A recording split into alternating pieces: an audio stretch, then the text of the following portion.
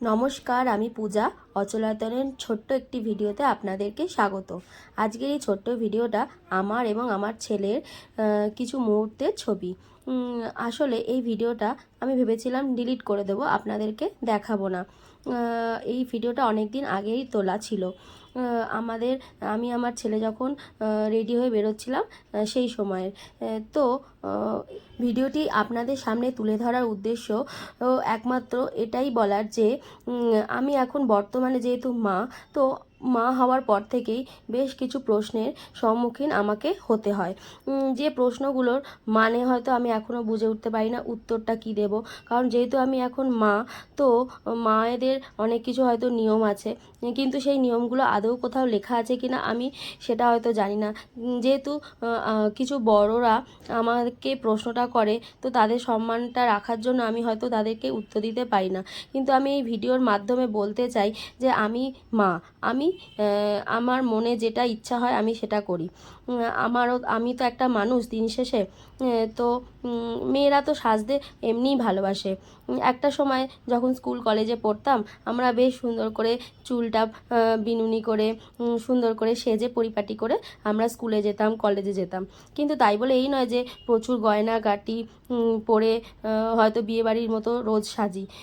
মেয়েরা ছোট্ট টিপ, হালকা লিপস্টিক আর চোখে কাজল, এটা তো মেয়েদেরকে বেশ সুন্দর লাগে।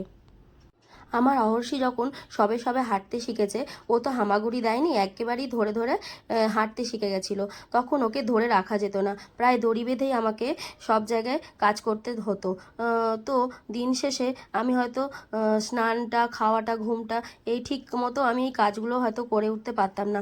তখন আমার সেই ওই ধকল মুখটা দেখে আমাকে সবাই বলতো, আহা মাটার কি কষ্ট, সেটার জন্য কি ঠিক মতো খেতে পারছে না, হয়তো ঘুমোতে পারছে না।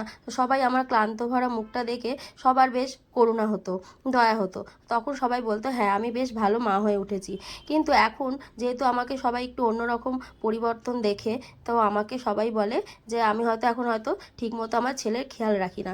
কিন্তু সবাইকে আমি এটা বোঝাতে পারি না যে আমারও তো কিছু পরিবর্তন হওয়ার দরকার আছে।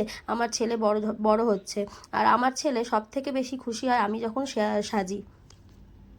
সবার প্রথমে ওই আমাকে কমপ্লিমেন্টটা দেয় যে মাম্মাম তোমায় খুব সুন্দর লাগছে। আর আমি সাজি আমার নিজের জন্য, আমি সাজি আমার ছেলের জন্য।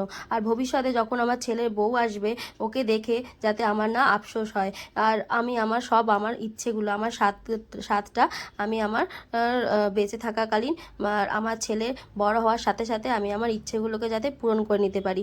আর আমার ছেলের যখন বউ আসবে, তখন আমি আমার ছেলের বউয়ের সামনে যেন আমি মুখটা ভার করে না বলতে পারি যে আমি আমার সময়ে আমি এইগুলো করতে পারিনি, তুমি যেগুলো করতে পারছো।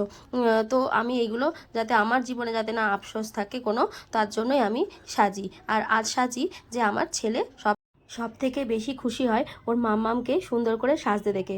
আমার ছেলের হাসি ভরা মুখটাই আমার কাছে সব থেকে বেশি দামি।